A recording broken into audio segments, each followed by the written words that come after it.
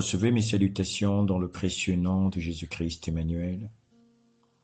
Je viens par ce message encore encourager un homme et une femme qui soupirent après les eaux vives.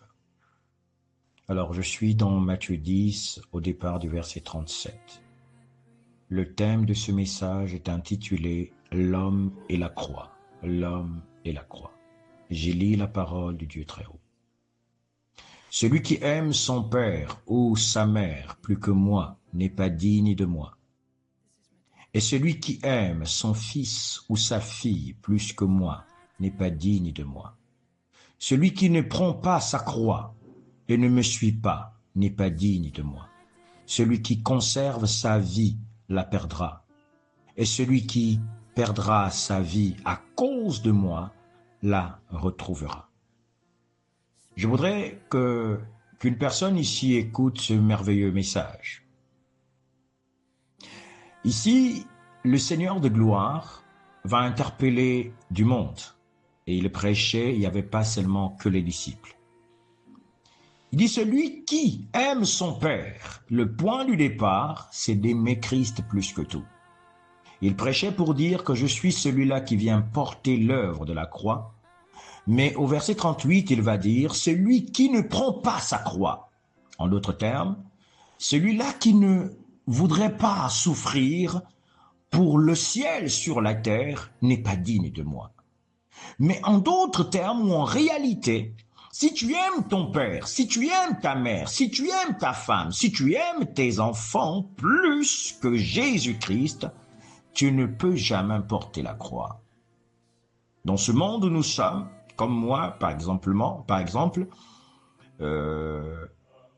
plusieurs personnes me disent, mais tu as la femme, tu as les enfants, et pourquoi tu fais ça? Pourquoi tu fais ça?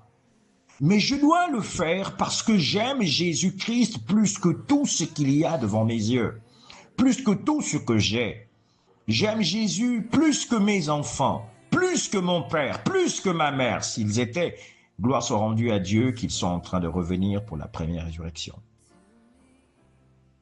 Si, dans ton fort intérieur, tu aimes un être au point où tu peux t'empêcher de porter la croix, de prêcher la vérité.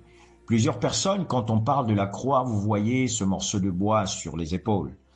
Mais celui-là qui prêche la justice de Dieu sur la terre, c'est celui-là qui est le porteur de la croix, parce que les hommes n'aiment pas l'évangile de la croix.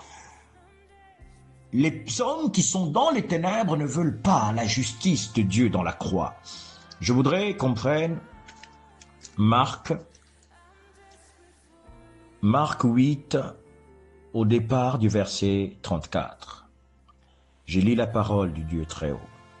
Puis ayant appelé la foule, écoutons, puis ayant appelé la foule avec ses disciples. Quand le Seigneur de gloire ici dit, puis ayant appelé la foule, ce sont les personnes qui ne sont pas des disciples. Mais il est en train de faire comprendre à la foule et aux disciples ce merveilleux message et nous continuons. Puis ayant appelé la foule avec ses disciples, il leur dit, si quelqu'un veut venir après moi, qu'il renonce à lui-même, qu'il se charge de sa croix et qu'il me suive. Nous avons écouté dans Matthieu, celui qui aime, en réalité, si tu aimes ton travail, si tu aimes quelque chose en fait qui pourra empêcher que tu portes la croix de Christ, ça devient un gros dilemme. Le Seigneur ouvre la bouche parce qu'il voit une foule. Il voit ses disciples et il leur dit, si quelqu'un veut venir après moi, qu'il renonce. Le problème se pose sur le renoncement. Est-ce que tu peux renoncer à ce que tu sembles avoir de la valeur? Quand tu regardes, tu te dis, ça c'est un trésor.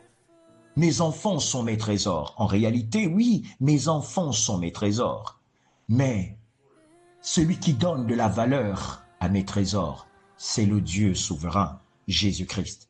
Donc si je ne l'ai pas, et si je ne l'obéis pas, tout ce qui est devant moi ou tout ce qui est autour de moi n'a pas de sens. Je suis un porteur de la croix et je suis dans la continuité de l'œuvre du ministère de Jésus-Christ. C'est pourquoi Je suis outragé, insulté, traité de tous les noms à cause de la croix que j'ai décidé de porter, parce que j'ai décidé de renoncer à moi-même. Ce message te demande de renoncer. Certainement, tu penses que tu es fort, mais si tu ne renonces pas à toi-même, c'est pas facile de gagner le ciel. Quand tu renonceras, tu ouvriras une porte pour toi, pour ta famille. Et c'est le moment. Si quelqu'un veut venir après moi, qu'il renonce à lui-même, qu'il se charge de sa croix et qu'il me suive. Ici, nous comprenons qu'il se charge de sa croix. En d'autres termes, chacun sur la terre a une croix. Mais le problème commence sur le renoncement. Tu renonces à tout et tu te charges de ta croix et tu suis le Seigneur. Plusieurs personnes aiment l'évangile de la tranquillité. Tu grossis et puis ton ventre devient un support pour tes bras. Et oui, l'homme de Dieu a bonne mine, l'homme de Dieu a grossi, l'homme de Dieu voyage. C'est pas ce dont Dieu nous parle ici. Je suis au verset 35. Car celui qui voudra sauver sa vie la perdra. Mais celui qui perdra sa vie à cause de moi et de la bonne nouvelle la sauvera. Nous comprenons ici que le but de Dieu, c'est la bonne nouvelle. Quand tu portes la croix de Christ, c'est de prêcher le ciel sur la terre, de prêcher les mystères du ciel sur la terre. Il faut le renoncement et ensuite toi-même tu te décides qu'il se charge. C'est toi-même qui te charge. En réalité, c'est toi qui prends la décision de prêcher l'évangile, même si tu sais que ça pourra coûter ta vie, même si tu sais que en prêchant la vérité, en étant un justicier de Dieu sur la terre, tu seras un prisonnier tout comme moi, qui suis un prisonnier de Christ. Ce que je fais, j'établis le règne de Dieu. Plusieurs personnes me disent, pourquoi tu ne pries pas Dieu va casser? Mais non, le Seigneur nous a donné la charge. Quand il était venu sur la terre, il avait transféré à l'Église la continuité de son œuvre, de parler de la croix, de prêcher sur la croix, de sa mort à la croix. Nous sommes ceux-là qui sont morts pour la croix. Il est mort avec nous à la croix. Et quand il envoie un messager, c'est un messager de la croix. Pourquoi les hommes veulent aujourd'hui la facilité?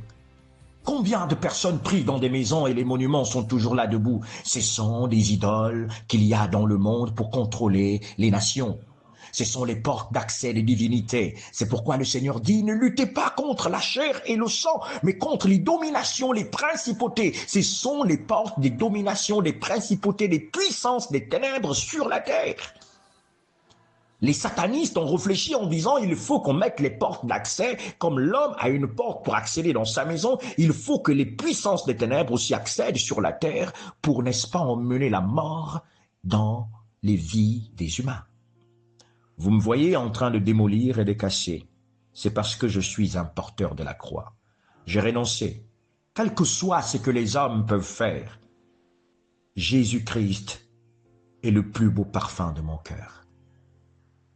Cette femme prostituée avait brisé un parfum de nard.